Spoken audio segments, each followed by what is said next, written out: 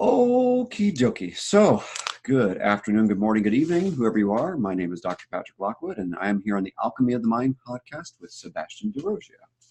Good afternoon. So, today we would like to explain why in the world are we doing this and what in the world is our goal. Because I think the why and the what is going to be very useful for you guys as we continue wandering throughout time and space talking about a bunch of important topics. So, in your words, since this was kind of your idea to begin with, The why? what's the why? Why are we here and what in the world are we doing?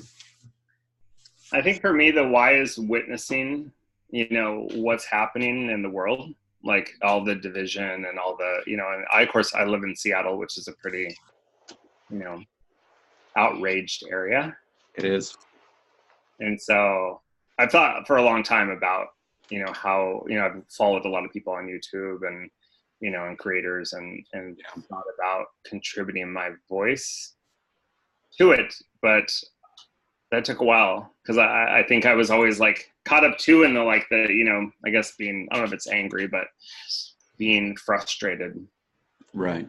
And not wanting that to be the reason, and actually, as we started talking and I started thinking more about addressing the core issues, like fear, like media, like getting more to the core and not get caught up in the periphery, in all the theater, the divisive theater.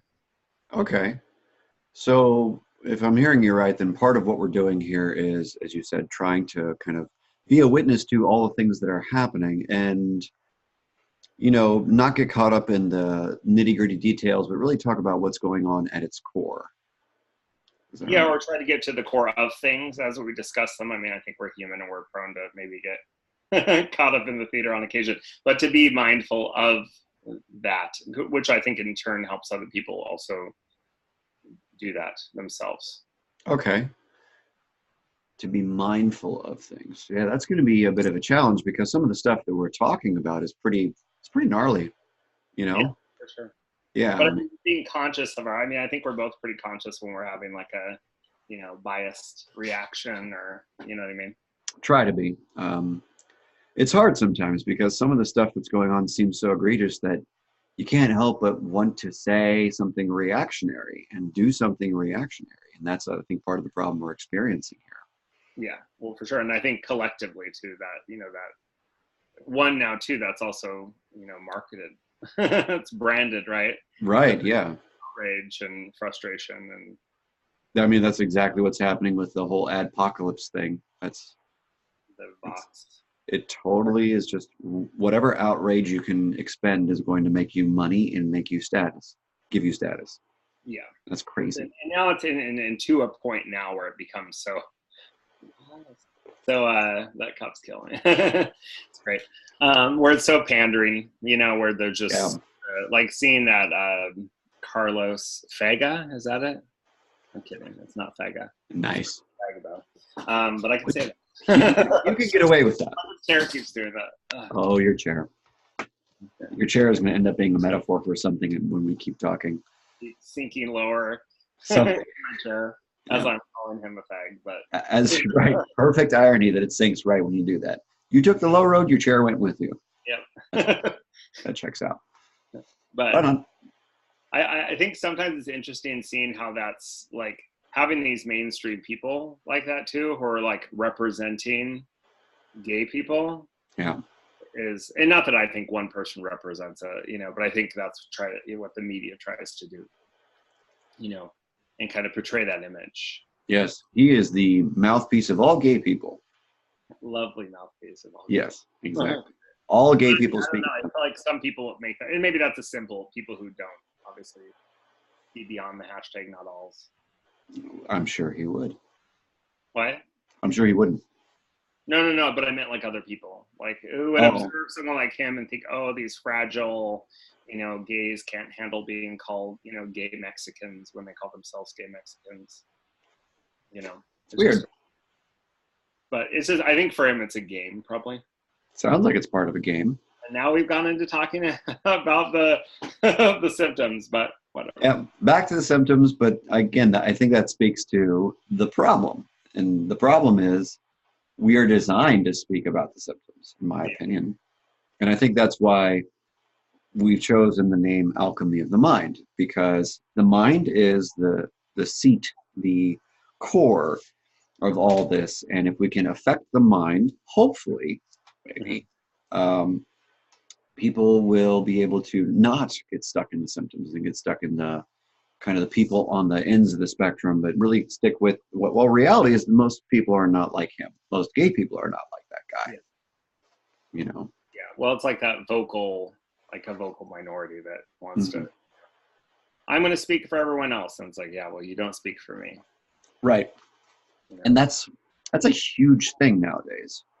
Is I think there was a time in this country when we went very, very individualistic, and then there's been this resurgence of the collectivistic. And it's been happening since the 80s. And I don't know. I think the collectivistic, You feel like it's been happening since the 80s, and we're just hitting like a time where it's peaking. Yeah. Because I remember like in the 80s, well, probably in 93 or so. I remember when like it was like the old Christian, right, was the ones that were like offended by everything, and they wanted this song banned and this person banned from the colleges and schools. And now that's people like this dude, like with the Vox thing, and people like that who want to now silence, which is super weird. Yeah, I've never understood the necessity to tell someone to be quiet. That doesn't make any sense to me. Well, to me, it's like when you're also going to then, like, for me too, I want to know people. I want to know who the people are with stupid opinions and stupid ideas, so I can avoid them. Yes. I don't want to silence them and push them underground. That's like the most idiotic thing to do. Because they'll grow. If you do that, they'll grow. Yeah, and that's what, and in some ways it's happening. It's just like with identity stuff, they're literally fueling identity stuff on both sides by pushing things under the carpet, kind of, so to speak. Mm-hmm. That's why I think the aggressive approach is a problem. And again, that speaks to how primitive we are. And our mind problem, I think, is we're very rigidly set on this is how we should react. Mm-hmm. And I think that's where we can do a little alchemy and see if we can combine some things and maybe, reorient people to be more flexible. I don't know. Well, and that's, the whole alchemy is, right, transmuting something from one state to another. And right. That's, I think, the process that has to happen. Over the past few years, since around 2016, I feel like I've gone through that process. And I think for a lot of people, I think it's a really tough process to go through. I think to completely kind of question how you have perceived reality, and to question your biases and to kind of own up to your own, lack and maybe own up to your own negative, your thinking that's not working for you. I don't know. I feel like most people have that's the challenge. I heard something the other day I ran across that said how basically, where did I read this? It said, people don't want to be fooled. They don't want to appear that they got fooled, so that's a shameful thing to people to be fooled. But this I don't remember who wrote this, but they said we need to stop directing at those that were fooled, but those that have been doing the fooling. Yeah. Right? Like that's where the shame should be, is on those that are fooling others, not the people that have been fooled by misguided media, pandering, because people feel stupid if they look at the fact that they've been kind of fooled and led astray. Right. And I think that keeps them entrenched in their ideology too. Yeah. So then they hold because they don't want to be, because it's like something could be right in a person's face. It's been wild to observe that. And, because this culture is reinforcing what they believe, they're not willing to even look at what they believe might be, the wrong way of, I don't know, incorrect. I don't know what the word would be for that, but. Well, that's also a good point right there too. What words do we use and why do we use them? I think if we're talking about changing the mind, language is an extremely powerful game we can play to maybe help people change their minds. So when you and I use words like right or wrong, correct or incorrect, you know, what message are we sending people? And what message? That's what I was saying as I said it, like, well, what is correct? What is incorrect? Right. It comes down to perception. Which leaves us in the existentialist postmodernist world of like, okay, so everything's relative and what does it matter anymore? So then what would be the base of, not, because that's, I guess, incorrect and correct is almost getting into the moral, right? Like moral authority. Right, the shoulds and the oughts. The thing that's always worked well for me is just flat out adaptive or maladaptive.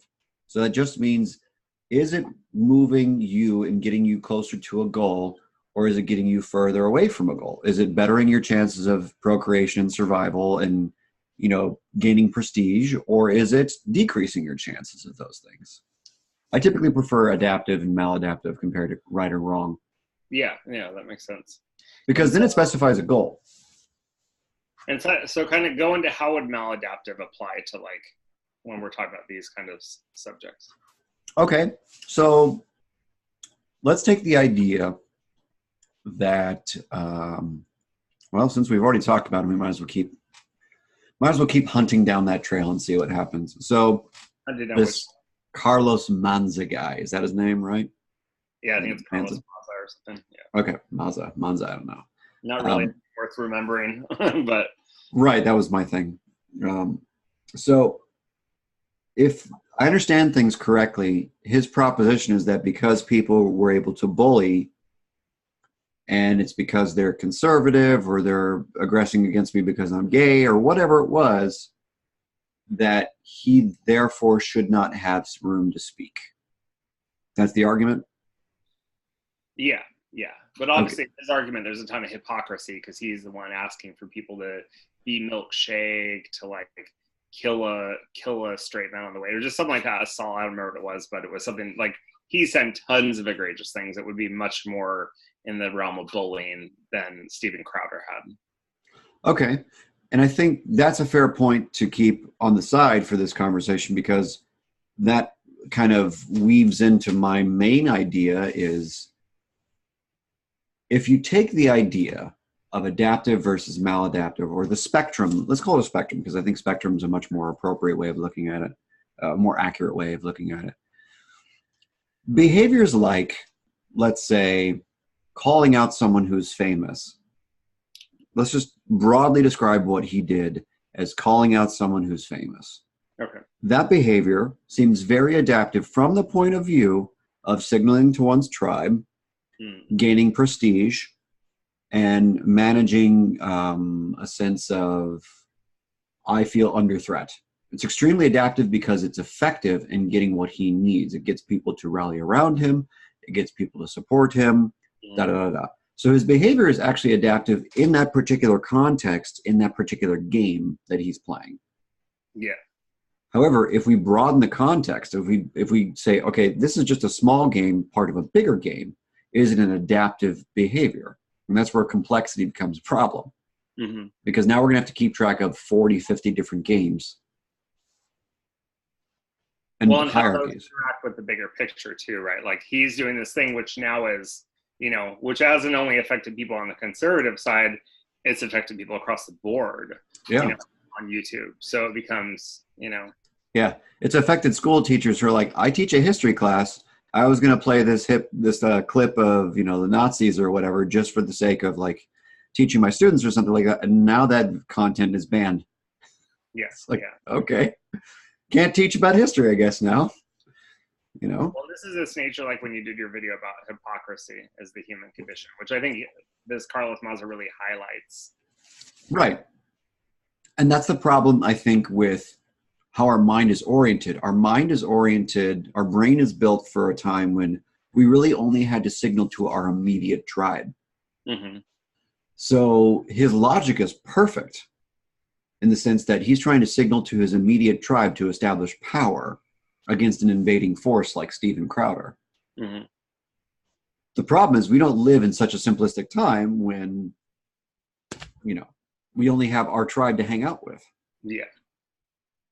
So because we have this reactionary tendency, I think what we can do in terms of the alchemy of the mind is say, okay, how do we slice and dice something in terms of how adaptive it is for this game versus this game versus this game versus this broader game?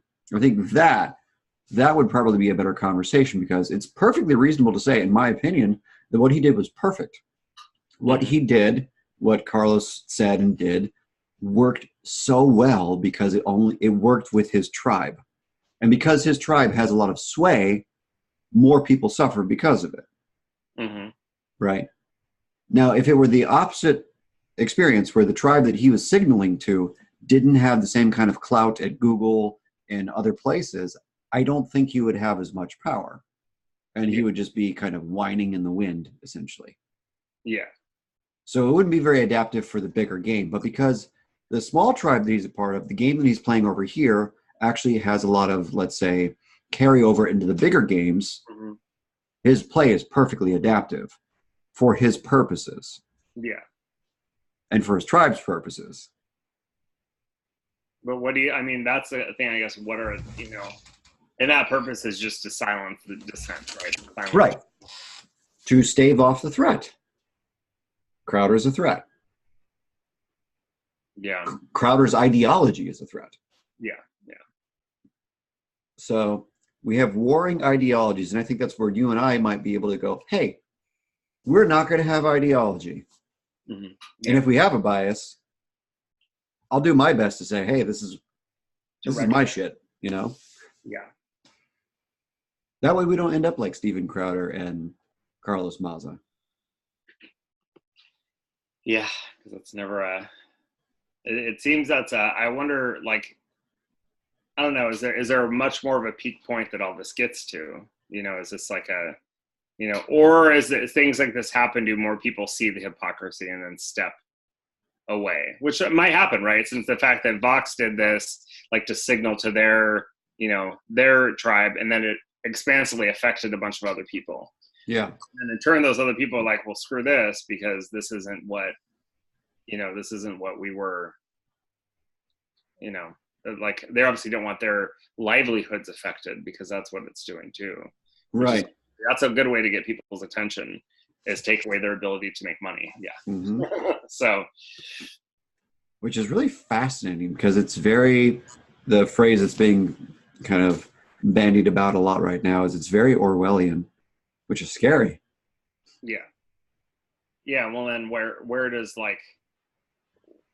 where does that go next? Things like this, or does, like I said, do people become conscious of what this is doing because their money's being affected, and then in turn start to realize what the importance of free speech, and and maybe everyone pulls away from platforms like YouTube that are pandering to all this bullshit.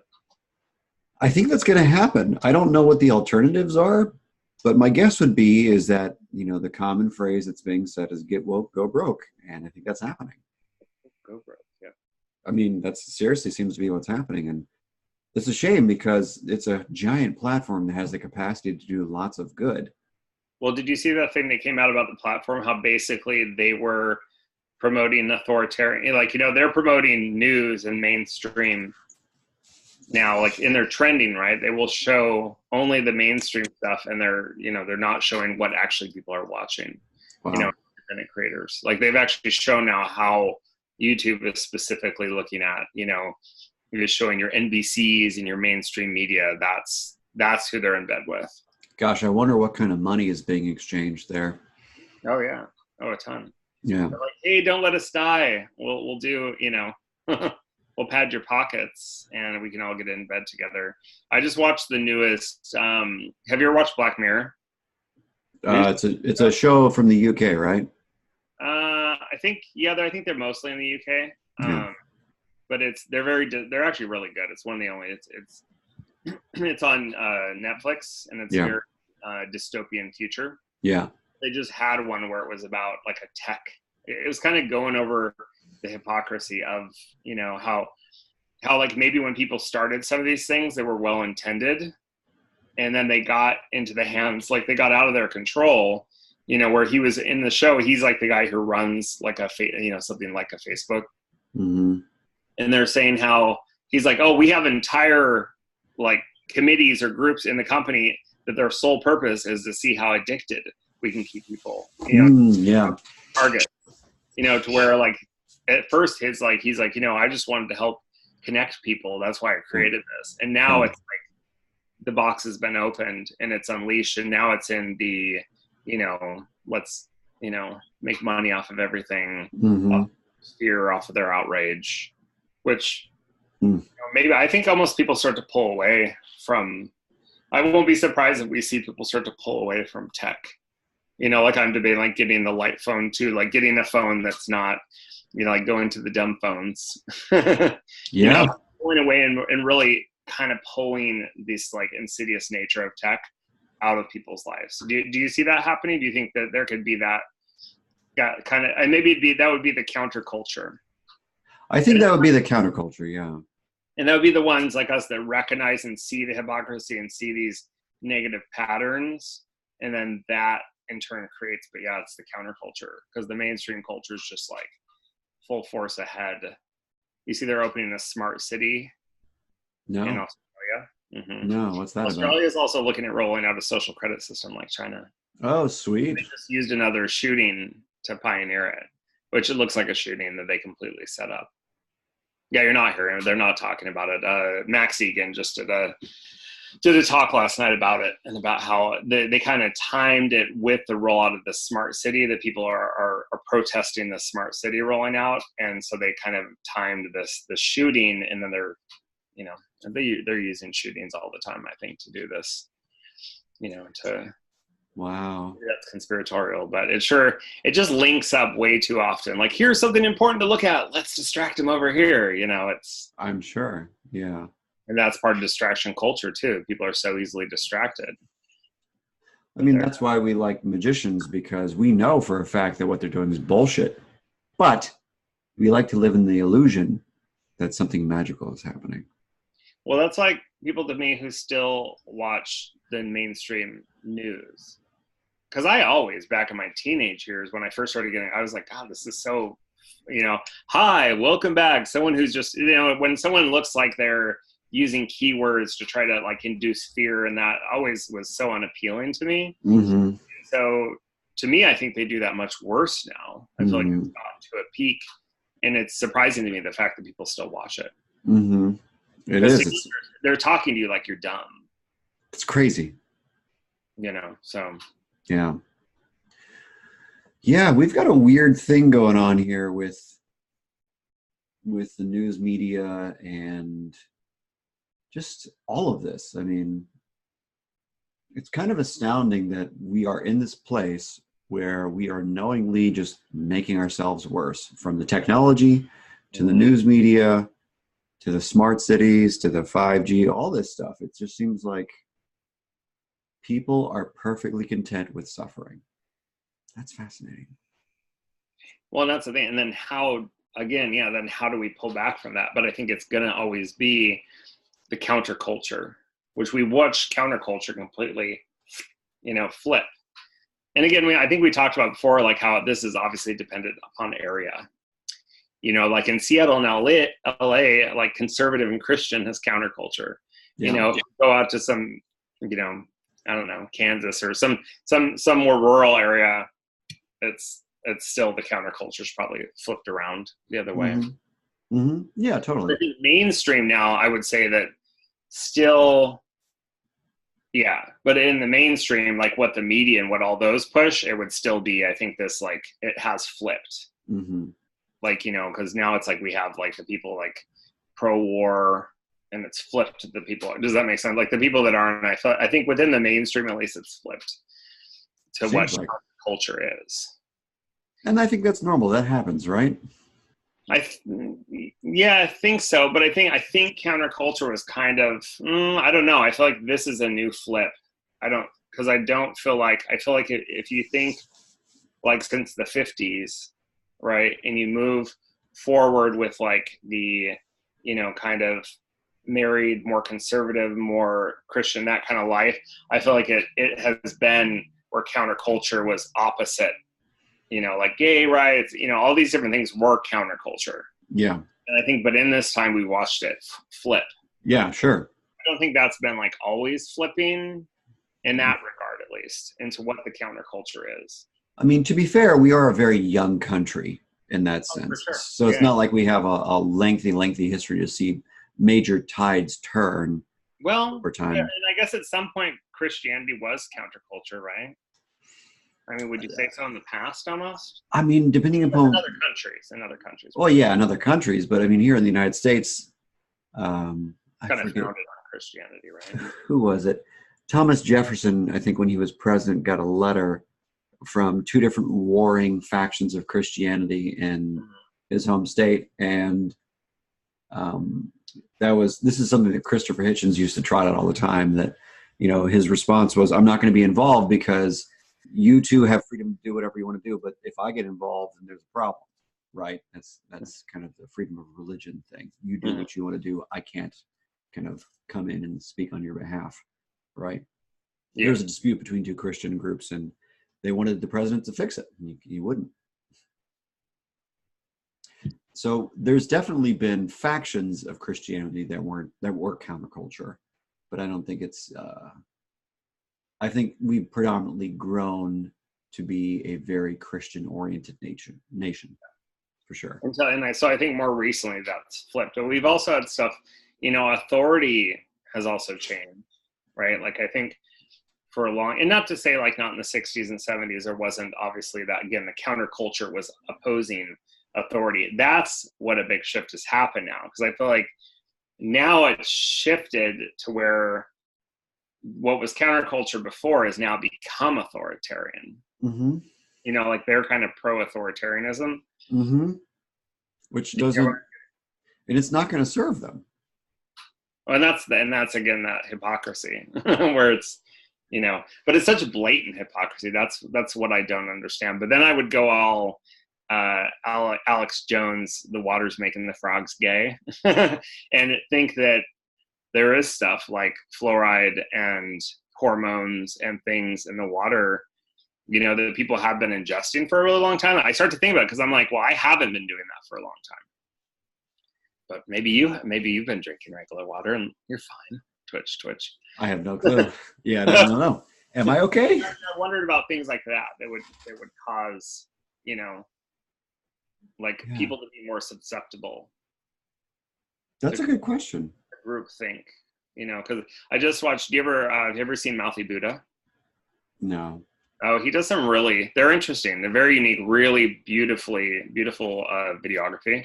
Okay. And his style, but he had one where it was looking at, you know, what they've been like, looking at water and looking at these things. Like it was kind of highlighting what Alex Jones has discussed, some of his conspiracy stuff, but then showing though a lot of this stuff is actually based, like there's science, you know, to base around what he's talked about. He just, of course, a little bit hyperbolic, but right. And that's the problem, is it pushes people away. Well, yeah. And that's why I think having those conversations, not hyperbolic, like, and that's where you have to be more examining, is this possible? Like we do versus this is it, rah, rah. But again, it's funny because people love emotion and reaction. They love it. Their emotion center, they're like, follow, perfect. You know, it's interesting in that way of like being creators that are, you know, less reactive emotionally is, you know, but then there's the people that appeals to, you know, like. Shouldn't we not though? Okay, let's capitalize on that, because I think that's a really important point. And you and I debated that a little bit last time too, is to what degree should emotion be a driving force here? Back to the concept of alchemy. You cannot change things from one state to another without serious either heat and or destruction, right? Acid, yeah. So whether it's which kind of acid? What kind of acid? Drugs? I really like the acid bath for my. I was thinking of my electroforming, but right. Okay, so you can even use that as a metaphor. There's got to be some kind of corrosive process that allows things to change. So at some point, you and I are going to have to get into the mud about something, but I don't know what that would be. Into the mud between us? Yeah. I think if sex sells, fuck, we're going to have to get dirty. You know what I mean? Like, people must be looking for this primitive Alex Jonesy, CNN way of They operating. are, but it depends where they're at in the process. Because I think for me initially, when I started to realize, so back in 2016, when I started to notice, because it started with me, so back to the why, right? I started noticing the political correctness. Right. And I started noticing the stuff that like really like didn't, jive well. And YouTube was definitely my place that I started, witnessing that. Uh-huh. And then with Trump and kind of like starting to realize that my perception of myself as so open-minded, right, was actually open-minded to one frame of reference. Right. But it wasn't open-minded where I could take like my brother who's Christian and conservative. We had created this, I think I've told you this before, but we created a huge wedge over the years, or actually I had created a huge wedge over the years between us. Based on like a thing of going to his wedding, not bringing a boyfriend to his wedding when I was a teenager. But from that moment and just his one decision, because it was, was I created this whole, he's the other, he is the, the bad guy. And then there's me who's open-minded and gay and all this great stuff, right? And really created the wedge over the years where, and I wasn't actually being open-minded. Right. But I actually realized that, and now we have a close relationship. Now we can sit and talk about anything, and he can tell me, I never thought you shouldn't have the same rights as me. I just think differently about things, And so it was kind of wild to go through that process of getting from point A to point B. But it was a lot of like that was that alchemy, that breakdown, that acid corrosiveness of how I perceived and kind of like realizing that maybe my friend groups at the time weren't as I had perceived them to be. Right. Did I? Yeah, no. No. That's helpful. I'm trying to think of how to respond. I'm going to do my best Jordan Peterson impression. I'm going to take a second. I'm going to pause. I'm going to say, let me think about that. Let's see.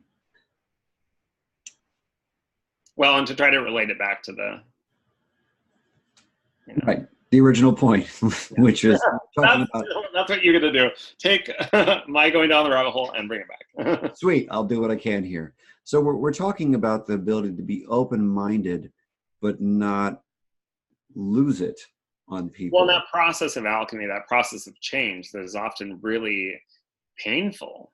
But you couldn't have changed as a person if you didn't notice how your supposed openness didn't bump and grind against your brother and cause friction and cause a problem. Well, I had to recognize that my in-group or my group I had associated with was doing a lot of things that I didn't associate with. You know what I mean? Like that was kind of noticing, oh, wait. But then I'm realizing, oh, fuck, this has been going on for a long time. And that's what's weird is like, I was like, oh, this is new to me. And kind of wrapping this back into, because we were going into like what's going to appeal to people. Yeah. Like outrage and that. And that's kind of where I was going with that. So initially, so this is bringing us back. Initially, when that happened for me, I initially started listening to more conservative speakers and kind of going down this. So there's that natural like polarity that's always at play.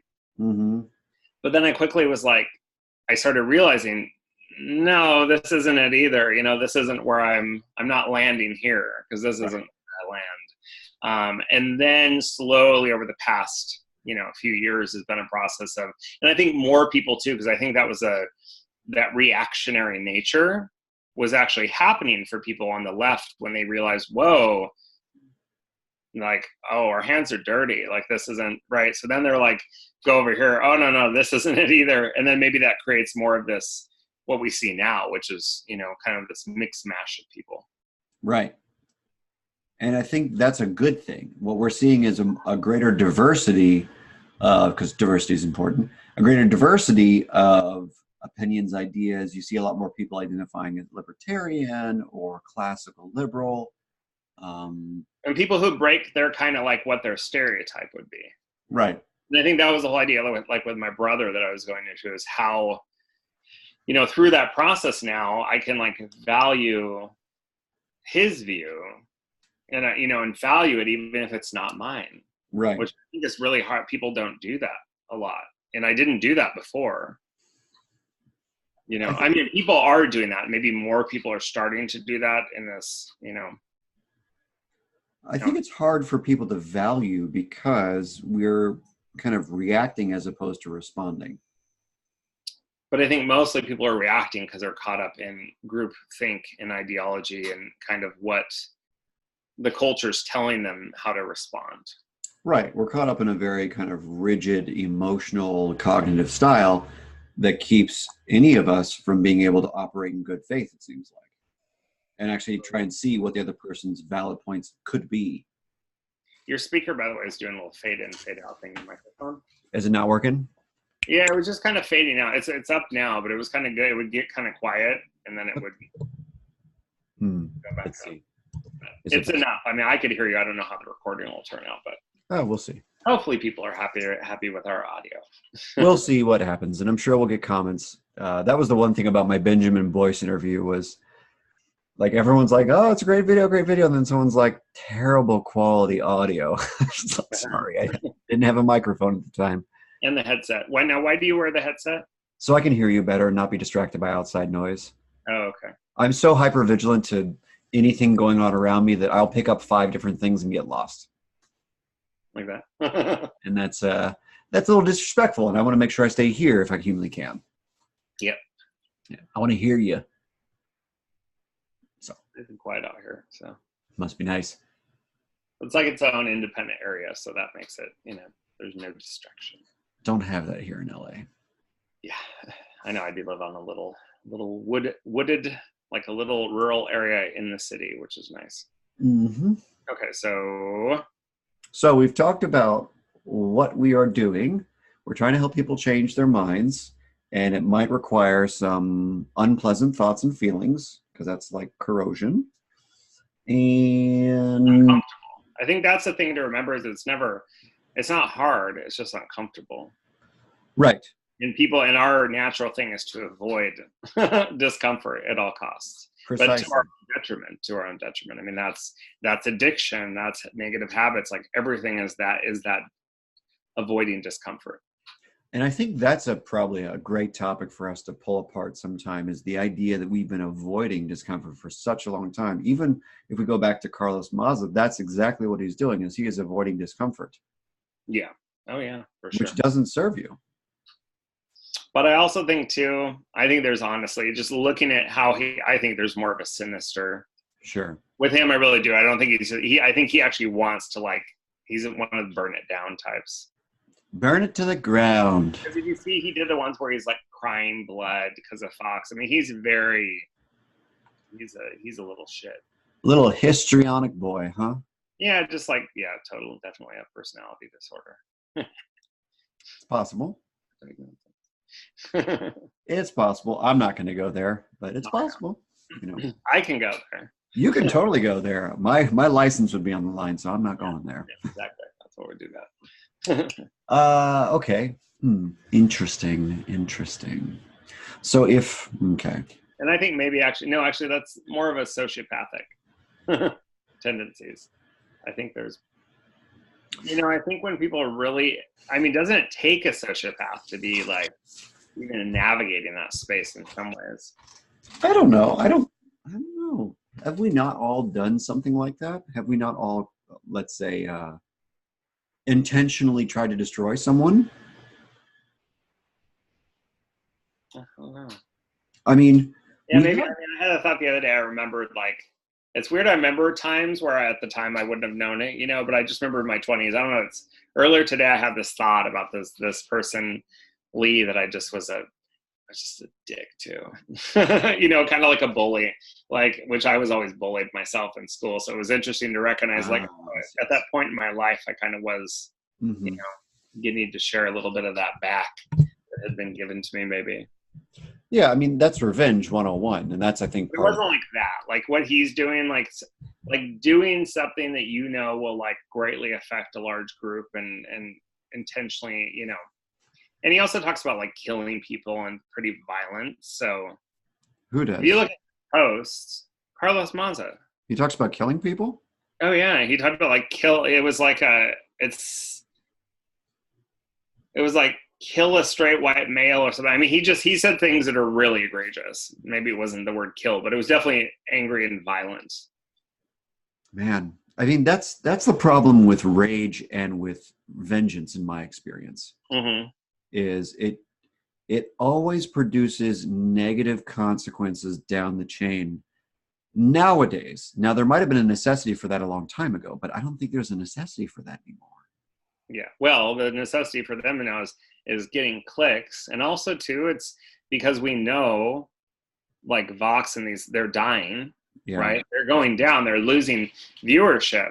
And I feel like this is like the last, the vestige. Is it death throes, etc.? Death throes, thank you. Yeah. Yeah. It's like, and they're in this, but it's weird because it's like, it's weird to see YouTube basically siding with what's dying. It's interesting that and it must be, again, because the people running the show must be so wrapped in ideology that they wouldn't Sure know what they're doing. Yeah. But it's always hard for me to believe that there's so many people that believe one way and that there's not someone going, oh wait, no, we shouldn't do this. This is a really bad idea. I think those voices. Defense. I think those voices are just quiet. Like in who is it? Because they have to be in that case, I think, because they'll risk their risk their money, loss of their money. C. James Damore, right? Yeah, no, exactly. And that's the thing. There's been so many examples of people who've been, brought to the guillotine. I know. That's the stuff that I'm excited for in my personal life. I cannot wait for bringing back the guillotine. No, that would be a problem. I'm excited for the moment when someone tries to get me fired for being reasonable. It's going to be so fun. Because then I'm going to keep being reasonable and they're going to keep looking crazy and I'm going to destroy them. Yeah. And it's going to be fun. There's that urge to destroy, right? Exactly. It does exist. Oh, that cup every time. It's like you're just saying it. Yeah, bitch. Because that's me. That's me. Oh, yes. That's my personality. Yeah, no, absolutely. Yeah. When someone snaps now, I'm like, ooh, cringe. Oh boy, there's so much to talk about. So, okay. So, what else shall we tell people about why in the world we're here? What are we doing? Why am I here? I think this rabbit hole, even if we went down a bit of a rabbit hole, it is quite expressive. I mean, do you want to go into a bit more of why for you? Yeah, sure. Why not? Why am I here? What in the world am I doing? I don't even know.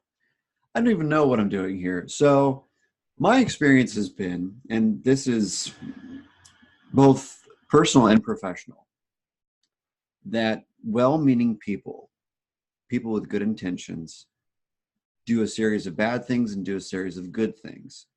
And I have seen countless experiences in my profession in psychology of well-meaning people just providing piss poor quality treatment and saying things that aren't true, having there's this organization in Los Angeles, and I have no problem calling it out by name, called the Los Angeles County Psychological Association. Mm-hmm. And it's this group of psychologists, all PhDs, et cetera, basically. And they are, most PhDs tend to be on the more liberal side, which is great. I'm somewhere middle left, middle right-ish, basically. I'm like square. If you've ever taken that 4-square test, whatever it's called, my dot's literally in the middle. Oh, really? So I'm perfectly happy that they're more on the left. The problem is they engage in such low-road thinking. They just, Daniel Kahneman's fast and slow systems, they live in fast system thinking when they talk about things like the president and politics. And it's just like, you are professionals with an advanced degree. You are in the top 1% of the world in terms of educational attainment and supposed intellect, supposedly. And you're acting like, fucking Carlos Maza. But is it because their fear systems are hijacked? Yes, absolutely. And that's the problem, is you are in the profession of helping people manage their feelings and understand them. Why can you not manage your own? That's Well, that's usually seen that those that are, you know, that are good in a profession is because they're so fucked up themselves. do what I say, not what I do. I mean, come on. That's the kind of stuff, not just lack of, but that's the kind of stuff that I've experienced in my career, in traineeships at schools, and just talking with friends here in Los Angeles, where there's this unnecessary reactionary nature, and it just kind of, it's taken me to the point where I'm either grossed out, which is a bummer because I don't want to be grossed out by people, or secondarily, it's kind of exhausted me. Yeah. It's just exhausted. It's hiring to try and be reasonable with people who have no desire to be reasonable and or operate in good faith. So the reason I'm here is to try and role model for my colleagues, as arrogant as it sounds. I want to role model for my colleagues what it's like to have a good faith discussion, to check one's biases, and to not act like a troglodyte. I mean, it's just so pathetic that people of my degree and my stature and people who are 20 to 40 years older than me act like children. Well, what's wild too is they probably think that they don't. They probably think that I'm not biased, you know, or that I'm conscious of my bias. It's really, again, I think it's that whole self-critique, which most people aren't, you know, like it's not, like there's plenty of people who'd be like, oh, I'm open-minded on this and that, who would be open-minded to someone. You know what I mean? I wonder if it's that, and maybe that's lacking integrity or ability to think for oneself. Because there's that group consensus, and again, it's like that culture of reinforcement, you know, in something that should be a really open system because it's dealing with people's psychology and these ideas. But when it becomes a closed system, when all the higher ups, right, people have one frame of reference. Yeah. I mean, you can never really fully undo your herd instinct. We are group-based creatures, so whenever we get in a group of quasi-like-minded people, we're going to start to conform to the group, even if you don't want to. It takes a very rare person like myself to not conform with anyone. I'm so special, I don't even conform with myself. Well, and I think there's something too, like I've said recently, how I was so appreciative of my experience in school being bullied and being excluded by the group. Yeah. And also too, like when I dealt with teachers, authority, being like, what? Like I didn't understand how they behaved and I didn't view it as authority. Yeah. And so all those experiences that were negative have shaped the person I am today, who doesn't go with the group. Yeah. Who doesn't decide, oh, the government's saying this, they're the authority, you know, like who really questions the authority. And so I think there's something in that, you know, for us, you know. Absolutely. I think both of us have that shared history of wanting to question authority because our authority didn't make much sense to us. And it's not even authorities that we like or dislike, it's just authorities.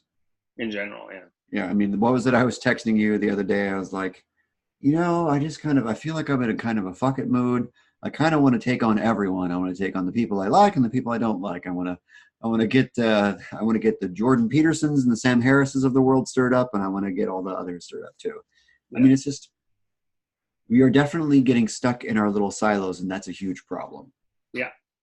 Totally. Well, and I think that's that whole, like, you know, with the benign envy, right? Like setting that example of not being like that. And I think that's encouraging for people to have that experience when, you know, when turning to their sources of entertainment or information.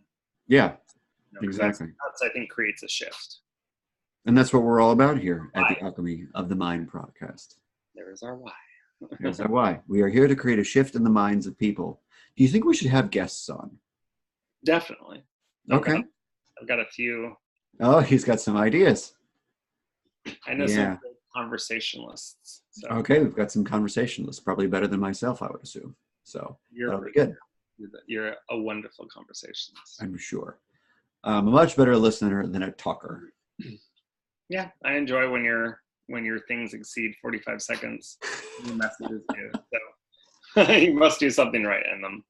Something is there. Yeah. What else? We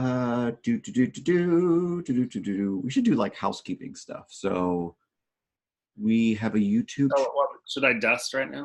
Yes. Make sure you put on the French maid outfit. Ooh, I know. So we have a YouTube channel. We have a minds.com channel. What else do we have? Do we have other places where people can find us? That's it for now, right? Yeah, because iTunes, you have to turn in 3 good, well done, like an audio and all that's important. Because then if you turn in 3 and it's good, they'll put you on new and noteworthy. Ah.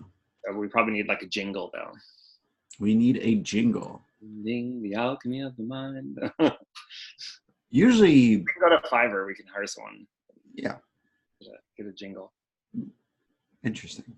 We could also just have Benjamin Boyce do it for us. He always sings in the beginning of his podcast. Just pay him for it. What I'll else? soon have an appearance of one of my cats. Good. Cats are good. Cats bring in cat followers. I always thought it'd be interesting too, because sometimes I have really fantastic conversations with guests with my Airbnb guests. Try not to say bed and breakfast guests because I don't make breakfast. And so my friend the other day is like, you gotta quit saying bed and breakfast, like the inn. I like being an innkeeper anyways. But I've always had these conversations half the time. I mean, I think running this business is one of the things that's given me hope over the past 3 years. Sure. I've had so many people come in from other states, and we've had the really nuanced conversations about all the stuff you're not supposed to talk about generally. And we've always had really amazing conversations. So why don't you and I make it our priority to talk about the stuff we're not supposed to talk about? Okay. How's that sound? Yeah, I'm good at that. I like that. All right, let's do that because I think that's fun. Now, I don't think that we should necessarily... We could have a topic.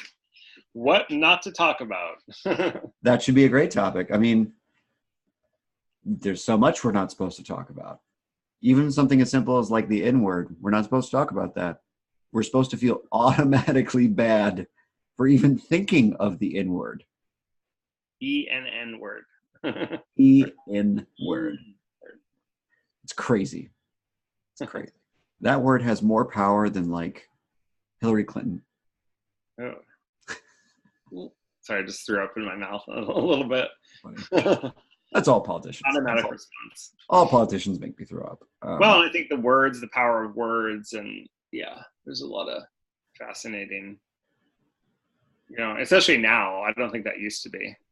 Right. I enjoy the words we're not supposed to say now more than like, where I would say like with my dad would like, drop an N-bomb. I'd be like, Dad,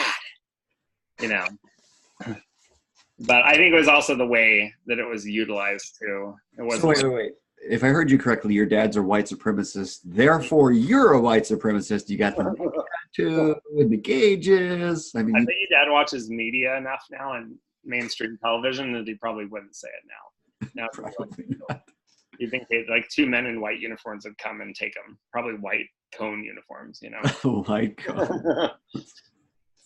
My dad's where I really learned to be like very questioning of authority.